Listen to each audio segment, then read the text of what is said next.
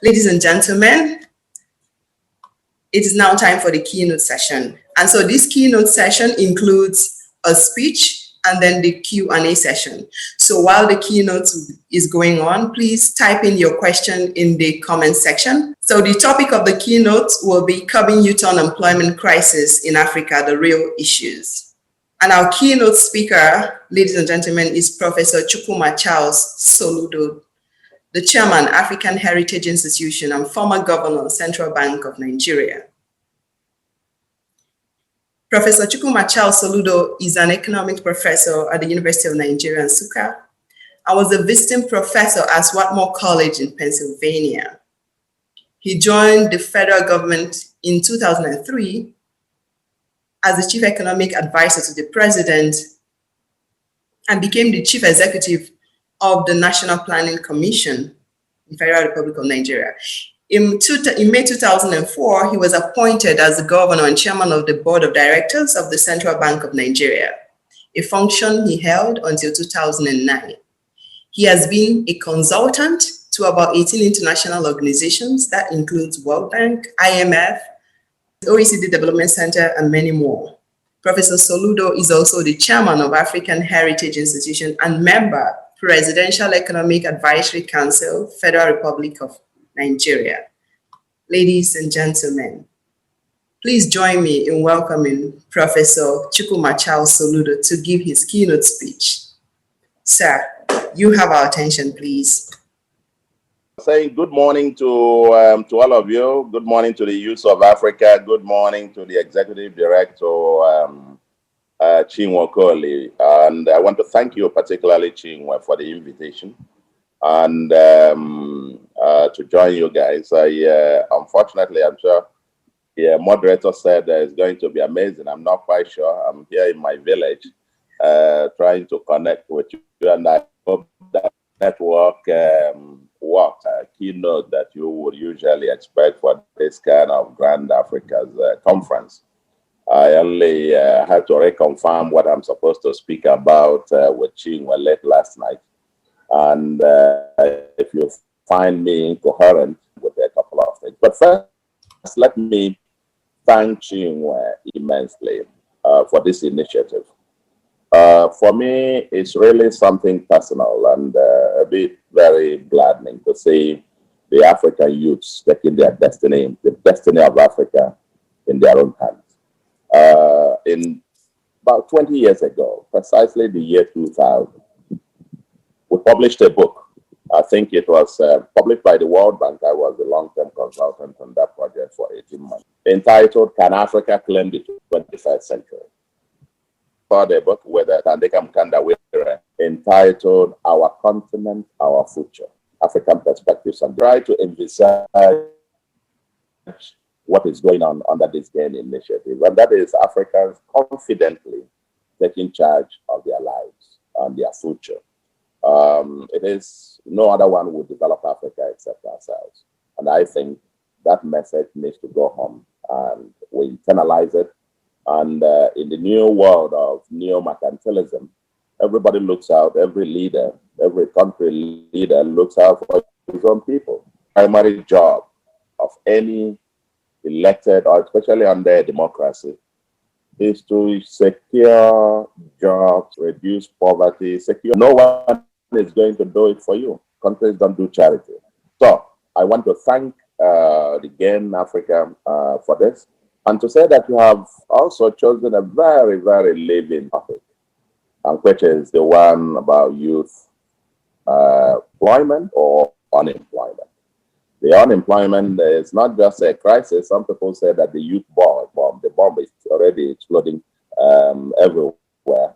And the discontents are all evident everywhere. The statistics are also quite staggering. And I'm glad the executive director led the context for this by providing us with some useful statistics. The United Nations thinks of youth as those between, maybe the number looks a little bit smaller, but it's still staggering. The point to note about the statistics already rolled out, whether you use the 15 in terms of thinking about youth, or whether you think of up to 35 or under 35, Africa is going, in terms of the size of the population that is within the youth bracket. Actually, the median age of Africa's population is about 19.7 years of age. It's the most youthful population in the world. And project to 2050, for example, it is estimated that we're going to have about probably another 1.9 billion people added to the global population. Billion of that is going to be in Africa, and Asia, probably the remaining 0.7, and the rest of the world will remain. That most of this by 2050 will be youths. And in fact, Africa's population by then will be youth. But then if you look at the various studies and dimensions of the problem, you even have youths employed. It said that, there was a study by the Brookings Institution that knows about 70% of the youth in Congo, DRC, Ethiopia, Ghana, Malawi are employed or contributing to family work. And alluded to what Chinwe mentioned a moment ago. It says that 70% of the African workers are working poor. And so the point is that even those who are employed, honorable employment, as it was. So the labor market in Africa is quite complicated. And going into the future, in the few decades to come, it's even going to be even much, much worse. And so the problem, the challenge, is that as you're having the bulging population, the rest of the world, aside from Africa and Asia, almost Africa twice the number that will be added in the next 30 years than Asia, and the rest of the world remaining flat. You also have it, this is happening at a time that the world itself is having a transition, a global transition, the transition to the digital economy, with all the disruptive changes that come with this.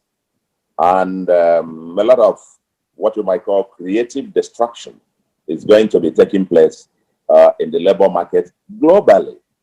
And it's even going to be more pungent in Africa, given the fact that, and I will elucidate on one or 2 points about the way you have a total mismatch in terms of where the world is going, where Africa is, and why the trend in the future will continue to be almost like a funnel shape, or if you like, a V-shaped curve, almost divergent in terms of what is going to be happening in the labor market if the current trend continues.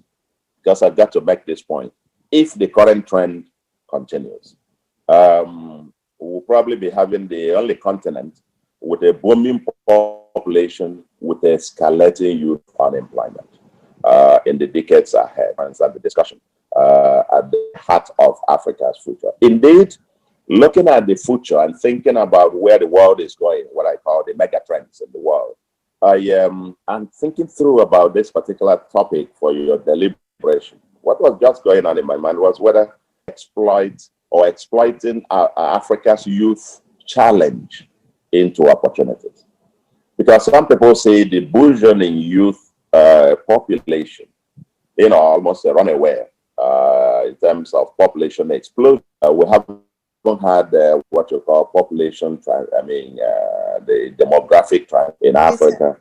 It's escalating in a land where the opportunities are getting fewer and fewer. You're pumping more than 10 million people into substitute capacity is probably 1 to 3 million each year. And that tells you that might be a continent. Human stock of human beings, and transform the stock of human beings into proper productive human capital, not only for Africa, but for the rest of the world. And I think that's actually real issues. I don't know. I think there are issues. I don't know whether they are the real ones. Maybe context to this to agitate you. I'm sure you all know about where the world is going. Just a few points. First, global, what I call the global and regional megatrends and the disruptive labor markets. For example, I've mentioned this point.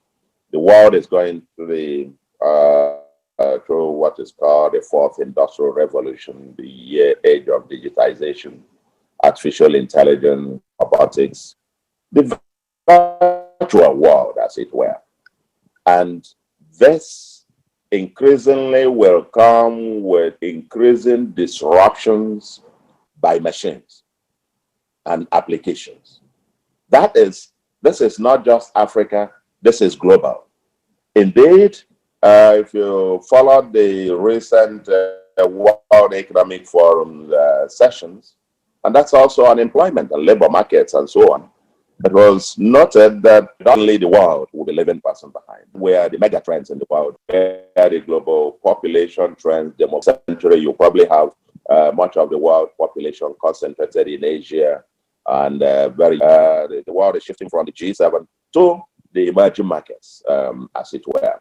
So there are major shifts in Africa, given its peculiar, almost like an emerging, we're still just a frontier market, we're just the last frontier, as it were, where our challenges are even much, much better. There's going to be shifts, there are increasing shifts from what I call the brick and mortar wealth to virtual wealth. Aggregation is the new model of business. The one kiosk model of trading, petty trading. Recently, many of them, they think they have jobs. The question is, in years to come, the supermarkets that aggregate all of this, the largest taxi company without a taxi, you have the guy running the biggest supermarket, all kinds of marketing, shopping mall in the world, Alibaba and Co., but without a single 1 square meter. And this will come with a lot of disruptions. So, Africa future, the de-agglomeration, everybody driving to cities and so on and so forth, will not be the model of the future. So we are beginning also to learn with the COVID-19, in which people now work virtual. And so where you have the locations where you are comfortable, this morning I should be with the villagers virtually with the rest of the world. So where you look, it's important, but will certainly not be as important as it is. So everybody rushing to the urban areas. It's a mega trend. It's a trend currently happening in African technology that will become increasingly unnecessary. So the clusters around what I call semi-functional urban centers might become dead. Those might become dead cities as we now migrate to in a world of smart city, as it were. People want livable cities. In Nigeria, everybody seems to be clustering to Lagos in search of opportunity. With time, they will realize that Lagos, as a business proposition, is not sustainable. And we'll begin to now think about others. Similarly, go to Kinshasa, go to Joburg in South Africa, and so on and so forth. That's the current trend. But increasingly, as you de-agglomerate, what it means for the for the labor markets might become very important. The second point to note is what I call value proposition or relevance and employment. More often when we discuss this labor markets in Africa, employment, people talk about unemployment and underemployment. That's why actually the key problem is employability, employability of the youths. Due to the declining quality of education and the increasing irrelevance of school curriculum in Africa, many countries in Africa, that fails to respond to changing times. I spoke about skill relevance and employment, and I talked about the fact that because of 3 reasons, there is a challenge of employability. Most of the graduates that we have from a majority of the current graduates of our schools in many African countries are deemed unemployable by many analysts. Are you getting me? Are you hearing me? Yes, sir. That's right. We can hear you, sir. Okay. Yes, I talked about declining quality of education, the relevance of the curricula, and the shifting economic structures in Africa, we are having this kind of dynamics of unemployability. In my speeches to first-year undergraduates, I often try to shock them by noting that, telling them that the majority of them will not be able to practice what they are studying. It's a rapidly changing world, but the school curricula in many of our African countries seem to be changing very slowly. But even when the schools desire change, even when the schools desire the change, there is a question of where will the lecturers come from. After all, you can't give what you don't have. If the lecturers have all acquired their school skills and haven't upgraded in the last couple of years and decades, and you now expect them to teach on problem solving, critical problem solving skills, rather than rote learning and so on. That is a challenge. So the issue of employability is a question. People say they are looking for jobs, but what skills do you have? What can you do? What do you know? What can you do? These are the two key, among other questions that employers, I believe, are asking. What do you know? What can you do? It's not what certificate that you have. Number 3 is the changing the economic structure of Africa and the mismatch of supply of skills. The third is the economic structure and mismatch of supply of skills. The African economy, as I note, is dominated by the formal sector. But our formal education, what I call the grammar schools, are busy producing graduates for a tiny and in some places not really growing, rapidly growing formal economy. And of course, producing them also for the already bloated public sector. Now, much of the public service, civil service and public sector, they have filled up the quota of employment that they need, but you're still turning in millions of people each year. In the case of Nigeria, we're probably turning in 2-3 million people into the labor market each year. And of course, you're not going to continue to employ people in the public service ad infinitum. And then the formal sector is not expanding with the same speed as you are having a market. And given the skills that these people have, they are trained to go and be given a job. They want to go and apply, like in a civil service, or like, let's give me a job, as the case may be. Somebody did point out, we're now facing a generation where the youth, some of the youths today will have a generation where, it will be the uncle or the dad and so on who will have to train them and be the one to go out to look for a job for them, so to speak, because you need all the connections in the world to get some of these scarce jobs. So there is that mismatch, huge supply, but the sector you are designed these people to go and work is tiny and shrinking. Furthermore, there is the primary sector. Agriculture is the mainstay of African economy. With the mechanization and productivity improvements, labor is displaced from the agricultural sector. That's where majority of people will say, some places, say 40, 50, 60, 70% of the employment opportunities happen to be in agriculture. But as we know, every country in the world that has transformed, when you are increasing productivity in agriculture, agriculture is not the sector to depend on for job creation over the long term. The fact is, as you mechanize, as you increase productivity in the sector, you have shrinking labor force absorption into the sector. What 20 peasant farmers can't do in a day by tilling the soil with their hoe and machete, a tractor can do in an hour, as the case may be. So that is a challenge of the mismatch in terms of this sector vis-a-vis where the labor is. Then the other issue is, I'm sure many people don't think about it in Africa, but it is, an issue, what I call unionization and collective wage bargaining or wage fixing, and versus flexible labor markets, for example. we have a conflict here.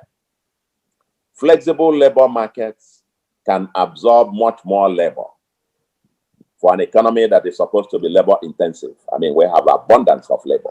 And if you have flexible labor markets where people are able to bargain and bargain it down. I hear in Nigeria, there are places, even some primary school, I mean, some private schools where you have university graduates, you know, willing and able to pick jobs for 15,000 naira, the case may be. For those of you outside of Nigeria, 15,000 naira, it's probably less than $50 a month, so to speak.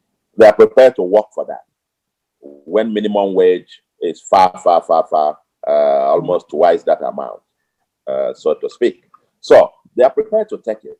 But again, because you have collective bargaining, you have fixed minimums. So many people are not able, the wage that they could have employed multiple persons, you can only employ one, for example. But so some people might say flexible labor market might then absorb more labor, but the conflict is there will be conflict with the concept of a living wage, and will still even swell the army of vulnerable workers or the working poor, as the case may be. So that's the challenge that you have there. So what are you going to do? You know, ban unionization or collective wage bargaining? That's not, I'm sure that's not politically a feasible one. Then the other issue is that actually there are some things that we can begin to do. Part of what is going on is what you are doing by having the conversation. Because it's not all, I hate to read the book of Lamentations. I like often to focus on the glass that is half full rather than half empty. We lament a lot about all the problems and so on, and who is to solve it? Government. No. I think for Africa, we must think about what the individual can do, what the community can do, what the civil society, the private sector, and yes, the government. The government has to provide leadership in all of this. Purposeful, focused leadership can begin to steer people, steer the whole society in ways and manner that they can begin to take their destiny in their own hands, even give them, mobilize the citizens to be confident, confidently move into the future. But in terms of what we can, even at the level of government, can begin to do, I think in terms of the first, for me, the beginning, is every African government must realize that Africa is well positioned to be the potential supplier of much of the labor force for much of the world in the latter part of the 21st century, and even more so in the 22nd century. That's how we can transform the youth challenge into opportunity. And what do I mean by that? We need to have a responsive educational system with a curricula to produce the kind of labor that is productive at home and exportable abroad. The labor has to be productive at home and exportable abroad. It is my thesis, and I believe that Africa, actually, for Nigeria, that export depends on oil. I believe that the next bigger than oil export for Nigeria is labor. But we're not going to be exporting illiterates, so to speak. So with aging Europe and the rest and the Western world, as I mentioned earlier, Africa must be prepared to fill the gap. And so opportunistically, we must position ourselves to be able to prepare to export the Philippines and so on. You know, most of the domestic workers around the Western world is dominated by Filipino workers, and the government, the Filipino government, strategically against that. Everybody goes to look for them, and they're paid handsomely. The remittances running into tens of billions of dollars back to Philippines per annum. We must opportunistically position Africa to supply the rest of the world with the labor. This is the only place that the population is increasing. A little bit, half of that in Asia, but the rest of the Western world is flat. Who says that the color of the West will not turn out to be like mine and yours by the end of the 22nd century? We may have to reinvent our technical colleges. It has to be skill-based. Skills, skills, skills. Then, under this as well, we need retooling mechanisms, a lifetime of continuous learning and skill upgrading. We need to teach people scalable skills, where digitization, aggregation may not necessarily mean job losses, but may mean job transformations. For example, it's what we call creative destruction. That's some things we are losing here. Yes, as you agglomerate and begin to have supermarkets replace the corner shops, tiny, tiny shops, then the delivery service might create more jobs, for example, more than that, because they will need people to be delivering. As everybody is sitting at home placing orders, you will need more people to deliver those stuff until the machines come to be able to do them as well. I hear those are also on the way. The next for government is, strategically, Africa must focus on manufacturing and public works programs. Manufacturing is it, especially for the choked urban centers. It is manufacturing to soak up surplus labor. Here, Africa must prepare, again, opportunistically to exploit what I call the flying geese. As Japan industrialized, and after a while, the real wages in Japan actually was inching up, then the manufacturing firms decided we're relocating to South Korea, relocating to all the other Taiwan, Singapore, and so on, which were still lower cost production centers. Let me highlight where you say the wages are low, but the question is whether productivity is high. It is the real wage that is critical. If you have wage that is low compared to international standards, but the people are productive, then manufacturing firms are going to relocate to African countries must opportunistically position themselves to be the recipients of these flying geese, especially from Asia and from India and China, for example. And so this is an opportunity for us to, then there is the issue about incubating and mentoring Africa's next set of entrepreneurs, what I call towards the Africa's job creators. And the government needs to willing to come up with a gamut of fiscal incentives to drive innovation and entrepreneurship. We need to show and celebrate our up-and-coming entrepreneurs, those who create jobs. I wish to see in many countries, people announcing, even governments themselves, become the litmus test for measuring your performance, be it at the local council, at the county, at the communities, and so on and so forth. Let the non-government jobs created in that environment be the litmus test for evaluating performance of governments at whatever level.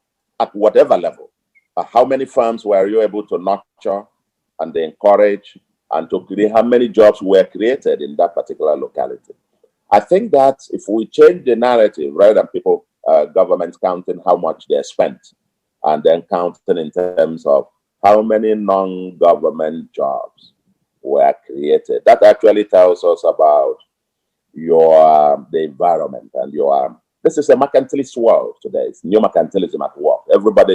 What Trump is doing is nothing but new mercantilism, trying to cut and bring the manufacturers back to US, trying to force everybody to buy made in the US. And I think African countries must realize that this is the business of the day.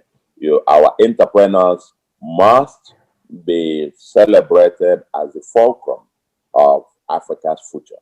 And for example, I even think about Africa's Youth Entrepreneurship Fund, AYEF, and this is a subject for another day. The ideas about how this could be set up with the public-private sector to contribute to this fund on an ongoing basis. And this is to actually, as you're having the incubation and mentoring process, innovation centers, to really have startup capital that these nascent entrepreneurs can take off to kickstart. And then I ask the question, can Africans begin to have the serious conversations about what I call effective population management. Don't want to use the word population control. It's a sensitive word, but we must have this conversation. We can't just be, producing people we have no resource or means to train. Like I said before, you are not going to export illiterates, and nobody is going to import them. Those are the ones you call the illegal migrant, mostly. You want to, because they have little value to add, to submit. The world is looking for highly resourceful skills, so to speak. Then I ask another rhetorical question. What about Africa's open borders? Open borders. Just open up this place. Let's have a common security thing. Think about new security thing, to protect the rest of Africa. Let labor, there are some surplus locations, enclaves here and there, but if these labor are able to move everywhere, probably you have huge oversupply of unemployed teachers in one location. Fine. But there are also locations that haven't got teachers at all. They haven't got them, but you can't move because, oh no, I'm protecting my own boundary and all that kind of thing. I need to remind Africa that the entire Africa, sub-Saharan Africa, is probably in terms of the size of the economy, is probably the size of Belgium in economic terms, and so on. And then we need to think about that agglomeration. How do we integrate Africa? This is not all these 54 countries, everybody my country. We need to open up this place and integrate. It's a tiny, even the entire Africa, if you bunch them together as one country, is still a small open economy. Still a small open economy. Maybe 3 to 5% of the world GDP. And we need to have open borders, as it were, for the free movement of goods and services. And I would think that this can ignite dynamic absorption of labor that is trapped in some locations. And finally, I would like to say that Africa's problems must be solved. This unemployment crisis must be solved by the Africa's youths. Paradoxical as that might seem. You are the ones to come up. We must go off. And that's why I'm actually the reason I'm in this. And I had to, my read of this to join this conversation is to also encourage our youth that Africa's future is in your hands. If nobody is going to come to do it, we must stop reading the book of Lamentations. They didn't do this for us. They didn't do this. As you point one finger forward, there are about the other 3 are pointing downwards to yourself and saying, what have you done? What have you done? What have you done today to make a difference? What have you done today to lift somebody up? What have you done today to lift yourself up? Do something. Volunteer. Act something. Learn something new. Do something. Don't sit at home and asking somebody, give me a job. That's not job to be given. Unfortunately, that's part of the curricula. That's part of the orientation of our school system. And I think all this needs to change, that we need to begin to breed new, more confident Africans that can take their destiny in their hands. I celebrate a number of these youths who have come literally from nothing to something and taking their destiny. Numbered by the level of creativity people are coming up with. I have stories of, I can tell dozens of these stories. I know a guy who graduated in geology, actually my teller, one of my tellers now, graduated from geology. And in Nigeria here, during his national youth service, he was going from his location in one state to go to Aba to buy used clothes to sell and eat from the profit he was making.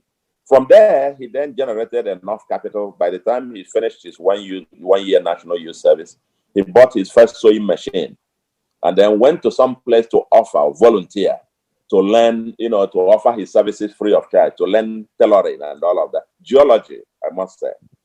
But they had this passion, he wanted to do something. And then, the long and short of it is that this guy, from volunteering to work free of charge, learned further skills, went on the design thing.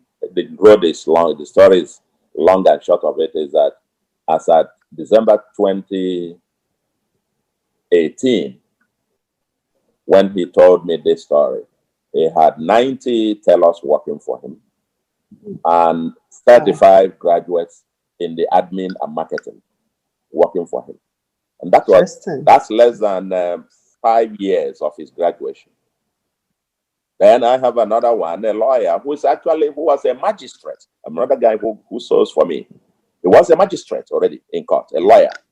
But today he owns one of the biggest tailoring companies, employing hundreds of graduates in Nigeria. So I can tell more than 50 of these kinds of stories. All I'm trying to say is African youths, the road is tough.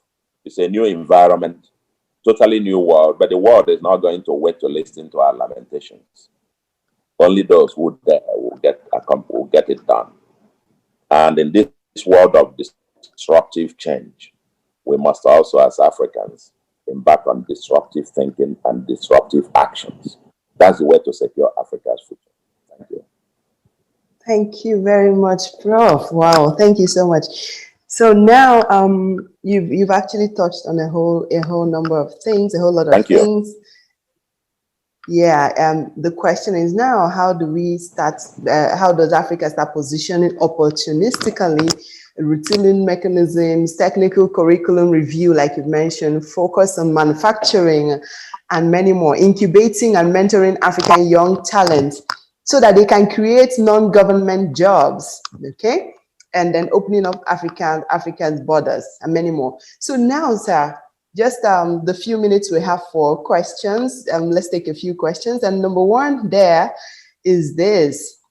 Speaking about the youth creating jobs, we've seen a number of young people who have great ideas as startups or SMEs, just like this young man you've talked about, and many other people like them.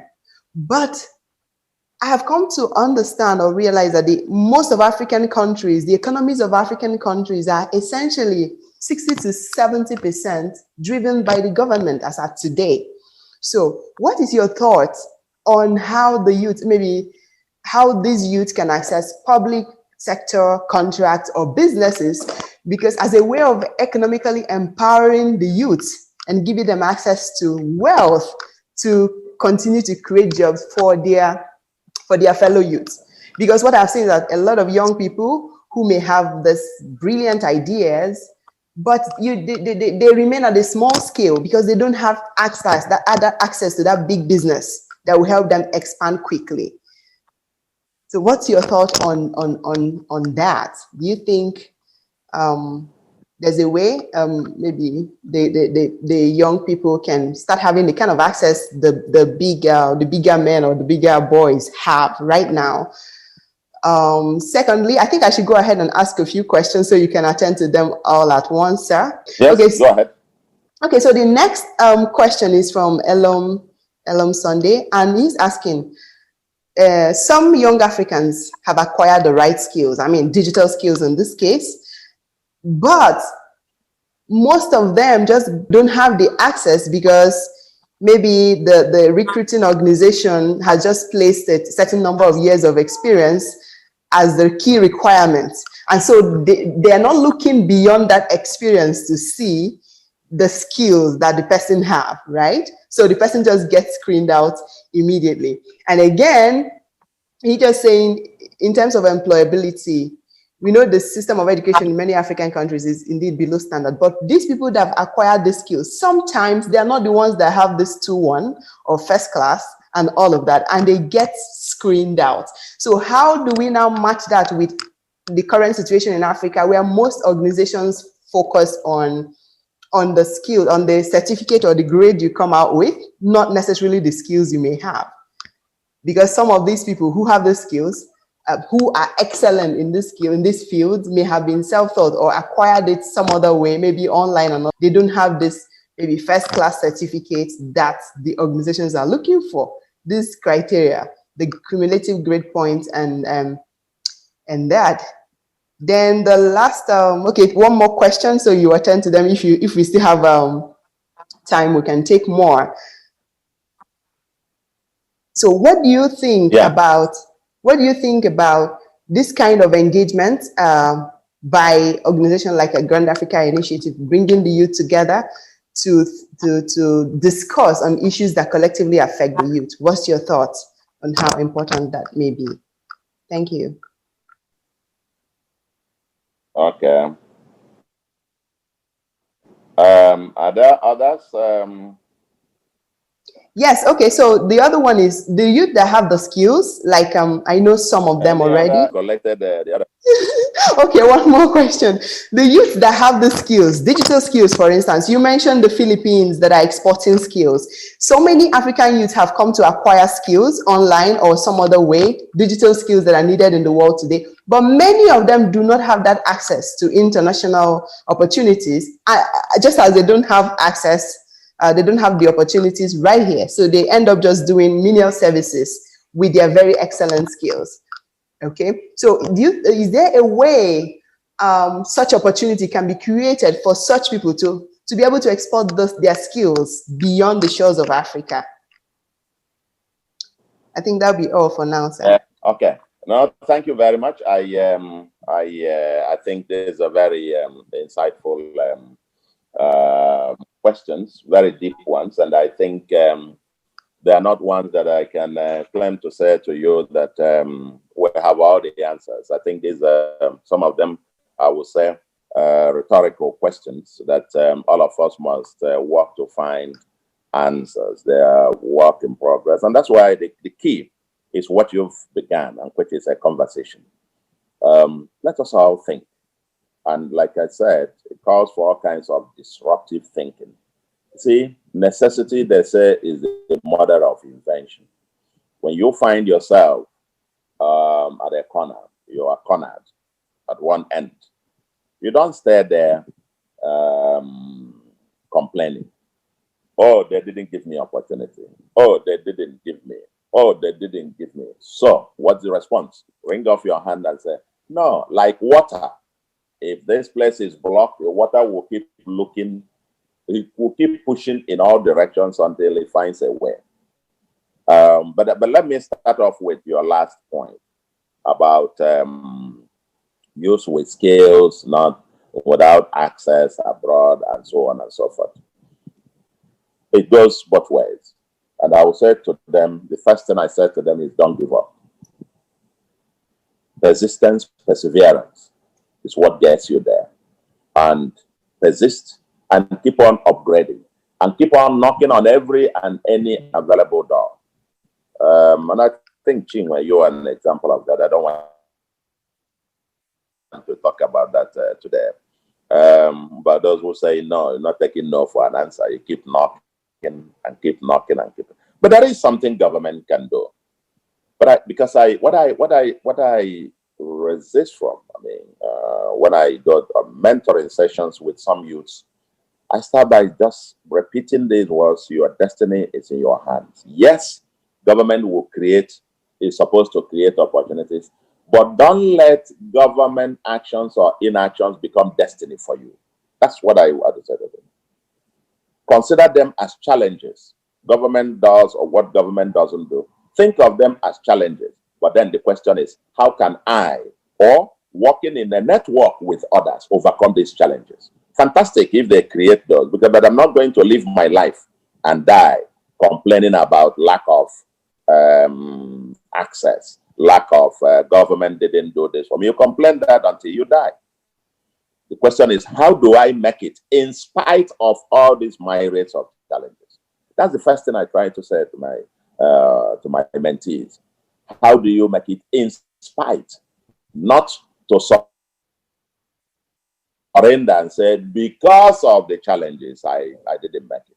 That's the thing about the mind, the way the mind works. And I can tell many stories and case studies on this, which we don't have opportunity to elaborate on this. But let me, on the government leadership and branding in terms of this access, you need governments in Africa to think in that form of opportunistic, to realize that the world is in competition, that we as Africans are in competition with the rest of the world. It is our job to project who we are best and to market our people. The first job of every African leader is to brand and market his or her country. But you can't be branding and marketing them if also there are a whole lot of criminals around the world. You see, the Filipinos have acquired a reputation. There is a reputational issue. And you now know that, oh, when you hire a Filipino as a house worker, there are things he or she will not do. At least 80, 90% of the time, you know that they will not going to do that. So there is deeper work to be done about the values, about the branding of even citizens of particular countries, and what you are known for, and who you are, and so on and so forth. The skills you have, and then, yes, government must try to, but not propaganda. We must be able to now begin systematically, because to brand and market our people with choice skills. Think about all these call centers, what you have the Indians who provide the call centers for many of the, provide even security services for many companies in the US. They're staying there with CCTVs and technology. They're monitoring everywhere in the Romanian companies, but the workers are in India. You call, and the person who is answering you is actually answering you from somewhere in Mumbai or something like that, because it's far cheaper. But with cameras and everywhere, they are doing that. They didn't arrive there overnight. It's systematic work and projection. And then when people finally, we have the Alaba or the Ikeja, the technology village, and all, probably over time in Nigeria, over time, the world might get to know about them. Oh, these are special offerings, and it comes at 10% of the cost. And then you begin to patronize them. Then others experience it, and they begin now to say, I'm using that Nigerian company, or that South African company, or that Ugandan company, or that Rwandan company. Oh, wow. Oh, and they are good? Yes. Do they have other ones that I can hire? That's the way it goes. It starts from case studies, branding, both at the individual firm level and at the national level. That's where government comes in. Government is not going to go to look for jobs for individuals, go to look for who needs domestic service, or which company out there needs this guy who writes new software in my country. Can you go and employ him? But there is a general branding that government can do. On the micro farm level, this is where the private sector comes in. Because I remember after banking consolidation, many of them were going abroad to recruit Nigerians who have been trained abroad to come and work. They were looking for skills. These skills back here, by the time will come when companies out there, or the branches of our companies that are there abroad, establishing all over the world, might begin to come to Nigeria and take workers to go and work in those places. And people now experience Nigerian and other African workers, and they say, wow, can you get more of that? The same thing is what is going on with India. That's what is going on with Chinese. They're exporting their people, they're exporting their manufacturers, but they're also going with their skills. And people now see top management in many of the African companies, they're hiring Indians. It's branding and it's experience. So to speak, I can speak about this for a long time. So it's not like they say in Nigeria, here, go and get me a job. I have just graduated. I give you my CV. You go and get me a job. I'm not quite sure government is going to collect CVs and go walk around capitals of countries to get them job. No. There might be some bigger programs of exposure to firms that will do that. Now, I've spent much time talking about this because it goes to the heart of the other questions that have been raised about not the best of certificates. Yes, it's still an issue. If you have the same educational system, okay, and you have two persons who have studied sociology in the same school, and they've finished, and one has a third class and the other one has a first class. Now, albeit that you want to assume they haven't taught the same thing. You haven't gone any other, there is no other skill attached, except if the person says, in addition, never mind that I have third class, I've also acquired this X, Y, Z, and OP, other skills. Employers look at that as well. But if the only thing you have is your first degree, and you have a third class, and the other person who is your classmate as well comes out with a first class, there must be some way of benchmark, because you haven't presented anything else other than, your certificates. So on the basis of that, the employer will then begin to scale. It's a simple logic. The person with a first probably has higher quotient than the one with a third. But if you then proceed and you now show some other things, maybe they've finished from engineering, and by the time they are finishing from engineering, this other person has inspected or supervised about 10 or 15 projects, maybe private projects, and he adds it to that certificate. I can also bet you a lot of employers will also look, okay, come, you say you did this here, you did this here. Can I see that? Let me ask your referees, and so on and so forth. It's always going to be a combination of that. If you are looking for formal employment, it's going to be a combination of, there are all kinds of intelligence. It's not just about your, the skills, of course. It's going to be, what do you know? What can you do? That's the way I frame the questions. So people ask, what do you know? That's what the certificate will probably give them a sense of.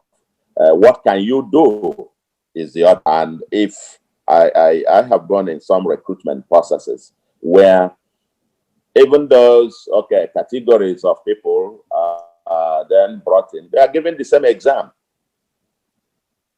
And the guys with 2-2 do far better than second class upper division, do far better than those with second class upper division graduates. And they come tops of the exams that they are given, and so to speak, and they are taken. So it comes down again to the fact that, yes, you've passed you have photographic memory, you have passed all the exam with first class, this thing. But then you've been given critical skill. Much of the aptitude test in the labor market is about, critical thinking skills. And you are not able to come down to that because there is nothing to memorize and reproduce.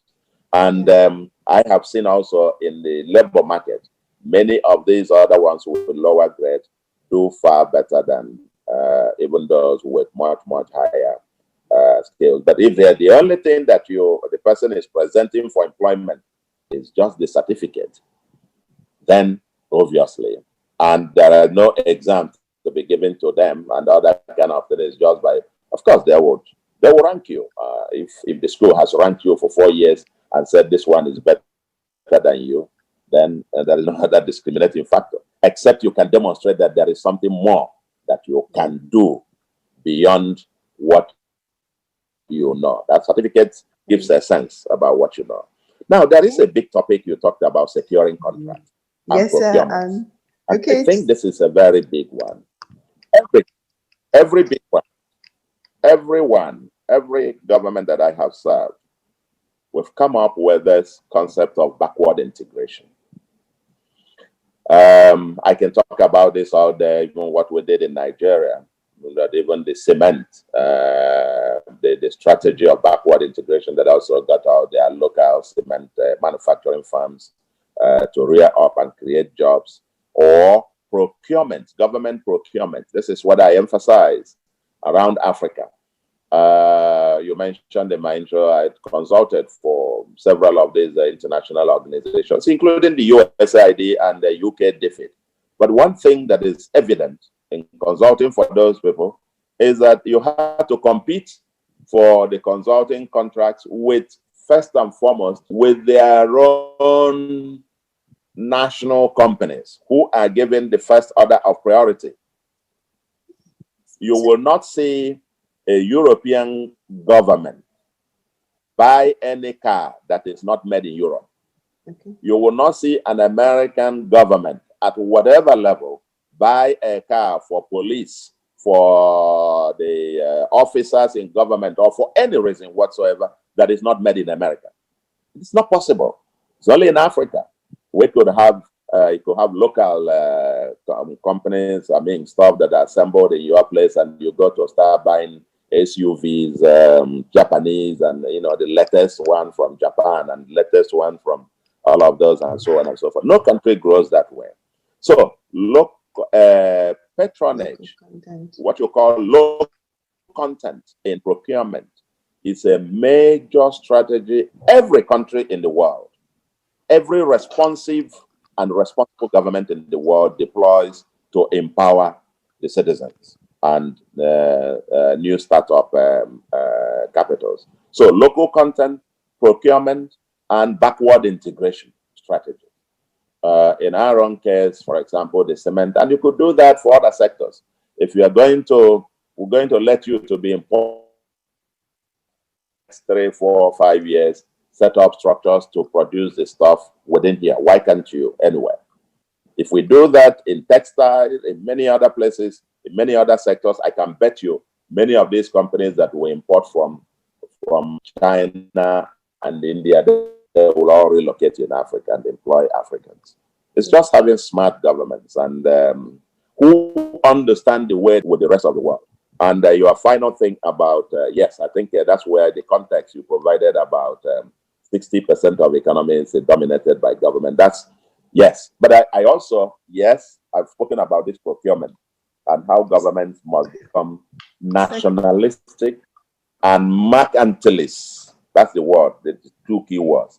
Not only nationalistic, but mercantilist. Yes, sir. And to know that every government program must have a job creating component to it. That must be a litmus test for every government thing. How many jobs will this create in our local economy? Once you ask that question as the operating framework, I'm sure we will be able to go much further. Sorry. Thank you very much. Thank you very much. Very well. Thank you. Thank you very much. Thank you very much. It has been an insightful session. What's your last words before, because we need to join the next session? Just your last word, 1 sentence. It's just to wish you all the best. Take the destiny in our hands, and let's see a new future for Africa. We're all relying on you. Give us that next future. Thank you very much. Thank you so much, sir. Thank you for your time. Thank you for being with us. So we'll keep in touch. I'm sure many people are asking about your presentation. I'll get back to you on that. Thank you so much, sir. I think to answer that, just tell them there's no presentation. I was just talking about, I just scribbled a few points there, and I hope there was some recording of this. You can yes, sir. have it scripted. Thank you. Thank you very much, sir. Okay. Over to you, Asha. Thank you so much, Professor Chukwuma Soludo, for your immersive session. We've really learned a lot. Thank you so much, Ms. Chinwe, for moderating the session. You've been great, and I know we'll be able to enjoy the next sessions together.